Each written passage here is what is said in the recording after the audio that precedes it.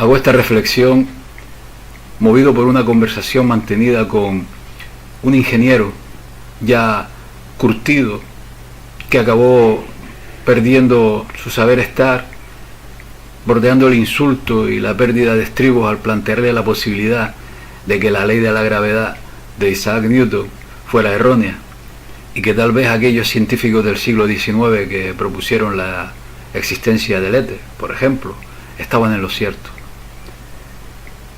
Yo presto por mi parte a indagar en este asunto, asumiendo el riesgo de caminar por terrenos pantanosos porque me declaro profano en la materia. Me encuentro con la primera sorpresa que provocó en mí una carcajada. Resulta que el tal Newton basó parte de su trabajo en el astrónomo y matemático alemán Johannes Kepler, que no fue perseguido por entonces por su ciencia, sino por ser un luterano. Cuando Kepler se encontró con dificultades financieras y carecía de un telescopio propio, resulta que un matemático jesuita llamado Paul Golding alentó a otro compañero jesuita de nombre Nicolás Suchy para proporcionar a Kepler el instrumento necesario. Kepler, que estaba muy agradecido por el regalo, dedicó su libro al jesuita Golding. Cuando Kepler fue expulsado de la Universidad de Graz, después de un decreto del emperador de Austria, aparecen los jesuitas Decker, Lang y Golding para interceder en su favor. Más jesuitas, esta vez en la Universidad de Ingolstadt, sí, la de Alan Weishaupt, el de los Illuminati, asumieron la responsabilidad de la publicación del almanaque de Kepler, después de que el científico no pudiera lograr que se imprimiera. Newton decía que los objetos son empujados, no atraídos a la Tierra, y ni él mismo supo por qué. Newton fue nombrado presidente de la muy masónica Royal Society en 1703. Newton fue además identificado como un gran maestro del priorato de Sion en los documentos de Pierre Plantard. Vaya, pues los jesuitas interesados en la astronomía. El heliocentrismo, es decir, la Tierra que gira alrededor del Sol, fue presentado por el matemático, astrónomo y clérigo católico Nicolás Copérnico. Al siglo siguiente, Johannes Kepler extendió este modelo para incluir órbitas elípticas. El trabajo de Kepler se apoyó en observaciones hechas a través de un telescopio que fueron presentadas por Galileo Galilei. El Papa Clemente VII había reaccionado de una manera favorable a una charla acerca de las teorías de Copérnico, premiando a este orador con un raro manuscrito. No hay pruebas ni indicios de cómo reaccionó el Papa Pablo III, a quien se dedicó la revolución, ¿no? Sin embargo, un consejero de su confianza, Bartolomeo Spina de Pisa, intentó condenarla, pero, oh casualidad, cayó enfermo y murió antes de que su plan fuera llevado a cabo. Así, de esta manera, en 1600 no había una posición católica oficial sobre el sistema de Copérnico, y en realidad no era una herejía. Cuando Giordano Bruno fue quemado en la hoguera como hereje, no guardaba ninguna relación con sus escritos en apoyo de esta cosmología de Copérnico. Y esto se demuestra de una manera evidente en la reconstrucción de las acusaciones contra Bruno por parte de Finocchiaro, en un capítulo titulado "No es un mártir" del copernicanismo, Giordano Bruno. Pues vaya, el tal Copérnico estaba bien visto por los jesuitas. Nada, tranquilidad, estamos en buenas manos. Sobre todo, nada sospechosa de mentir estos jesuitas. Y Galileo Galilei que hizo su carrera en materia de ciencia con los jesuitas, que quiso ser monje, que su padre intentó sacarle de allí cuando ya era sacerdote jesuita, que fue agasajado en Roma, honrado por los jesuitas del Colegio Romano y recibido por el Papa Pablo V. Es decir, hoy duermo tranquilo, estamos en manos de jesuitas. Decía Galileo que las leyes de la naturaleza son escritas por la mano de Dios en el lenguaje de las matemáticas. Por otra parte, Christoph Clavius, astrónomo del siglo XVI, fue un jesuita que incorporó la astronomía en el plan de estudios de estos jesuitas y era el director, el erudito director detrás de la creación del calendario gregoriano. Al igual que otros astrónomos como Wittenberg, Clavius adoptó modelos matemáticos de Copérnico, pero creía que la cosmología de Ptolomeo era correcta. Pues nada, tranquilos, si lo dicen los jesuitas. En 1592, Galileo se trasladó a Pisa, de Pisa a Padua. A su llegada a Padua fue tomado bajo el ala de un poderoso grupo de aristócratas venecianos, de la nobleza veneciana, dirigido por Giovanni Francesco Sagredo y Niccolò Contarini. Sí, el de los Contarini, el mismo que de la misma familia que apoyó la creación de los jesuitas. Los miembros del círculo íntimo de Paolo Sarpi, el Paolo Sarpi que fue el causante de la ruptura de la nobleza veneciana, estos individuos introdujeron a Galileo en su entorno, ¿no? Hasta tal punto que fue invitado por el rico Sagredo a permanecer en su palacio, en su villa, construida en la cima de las ruinas romanas, en las orillas del canal de Brenta. Esta villa, que era famosa en su día como escenario de fiestas salvajes, se convirtió en la segunda casa de Galileo. Paolo Sarpi envió miembros de su camarilla a controlar, guiar y vigilar el trabajo de Galileo, hasta tal punto que le dio invenciones o teorías que luego se hicieron públicas bajo el nombre de Galileo. Entre estos últimos se incluye el primer termómetro moderno, que fue una invención de Sagredo, la teoría de las mareas de Galileo, que fue desarrollada por De Dominis y dada a Galileo, y gran parte de su trabajo de renombre en la mecánica y pesos, que fueron proporcionados por Santorio Santorio y Filippo Salviati. Es decir, la idea era construir la imagen de un Galileo como el héroe de la nueva ciencia. Cuando llegó el momento de que los agentes de Sarpi, de Paolo Sarpi, no pudieron proporcionar más descubrimientos a Galileo, que él luego podría reclamar como suyo, pues comenzaron a robárselos a los demás, con frecuencia atacando al descubridor original como un plagiador, ¿no?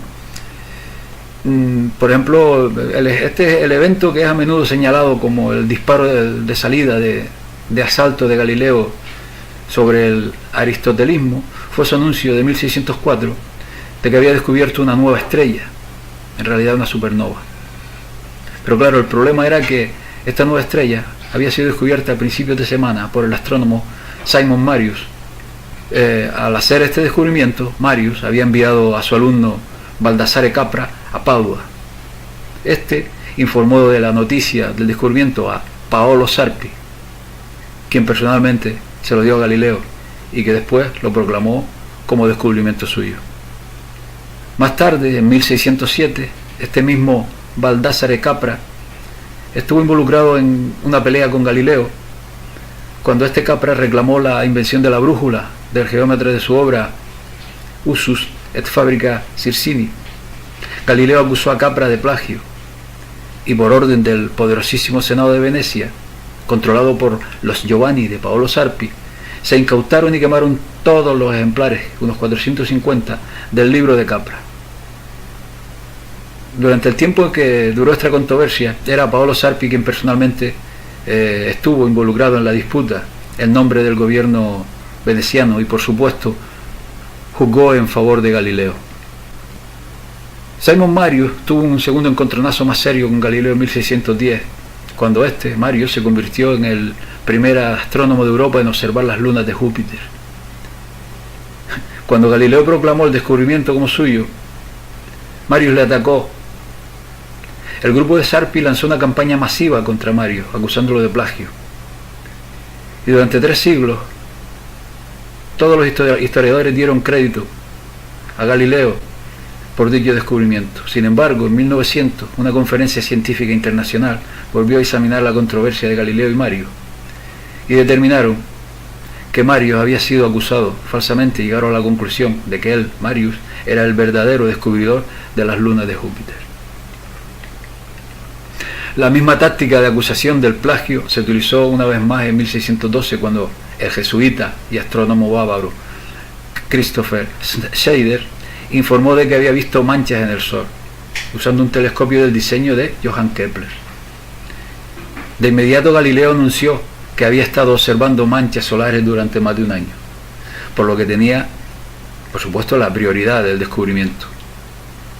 Una afirmación un tanto sorprendente, ya que Galileo no había mencionado nunca antes estas manchas solares. En cuanto al telescopio de Galileo, la evidencia es abrumadora y concluyente de que ese dispositivo no fue inventado por Galileo, sino más bien por un holandés en otoño de 1608.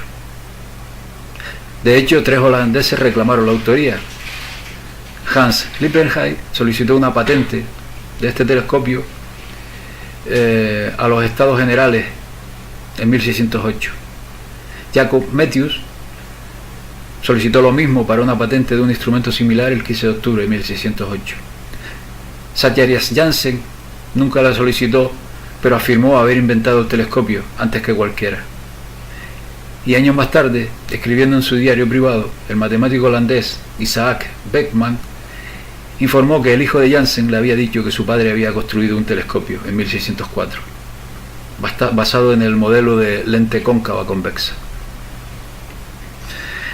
En la medida en que Galileo en realidad no tenía un método científico en absoluto, fue absorbido completamente por Paolo Sarpi, como puede leerse en sus alabanzas aduladoras a Galileo, como por ejemplo: nadie en Europa se puede decir, decía Galileo, nadie en Europa, se puede decir sin exagerar, supera al maestro Paolo Sarpi en el conocimiento de la ciencia de las matemáticas, hablaba Galileo. Además, de hecho, está claro que la clave para el control por Venecia de Galileo fue a través del dinero, por supuesto. Su traslado de Pisa a Padua fue motivado por haberle triplicado su salario. Más adelante fue el beneficiario de favores de Sagredo, y en 1623, después de que Galileo había dejado Venecia y se encontraba en circunstancias difíciles, Sarpi en persona arregló para que recibiera una pensión de Venecia, una pensión permanente, manteniéndolo así en esta cadena financiera durante toda la vida. En la década de 1630, el secretario de Sarpi, Fulgencio Nicasio, pagó dinero extra a Galileo para la redacción de ambos textos del diálogo sobre los 2 sistemas del mundo y los discursos sobre 2 nuevas ciencias. A continuación, los discursos de 1638 fueron extraídos de Italia por Micancio, que arregló para que pudiera ser publicado en otro lugar. Para entonces la comercialización del mito Galileo estaba en pleno apogeo, y salones de promoción de la nueva ciencia del empirismo fueron floreciendo en París, Roma, Países Bajos y otros lugares. En 1611 Galileo viajó a Roma para presentar sus hallazgos, y recibido con gran éxito. Demostró sus observaciones de Júpiter a Christopher Cabrius, un jesuita en el Colegio Romano y el astrónomo más respetado en Europa en ese momento, que confirmó las observaciones y parte de sus tesis del movimiento planetario de Galileo. Cuestiones controvertidas es el título de la carta que escribió a Galileo en abril de 1615, delineando la posición oficial de la Iglesia. Señaló que la teoría copernicana era perfectamente aceptable como hipótesis de trabajo, y si no había pruebas de los círculos de la Tierra alrededor del Sol, entonces deberían tener que proceder con gran circunspección en la explicación de los pasajes de las Escrituras que parecen enseñar lo contrario.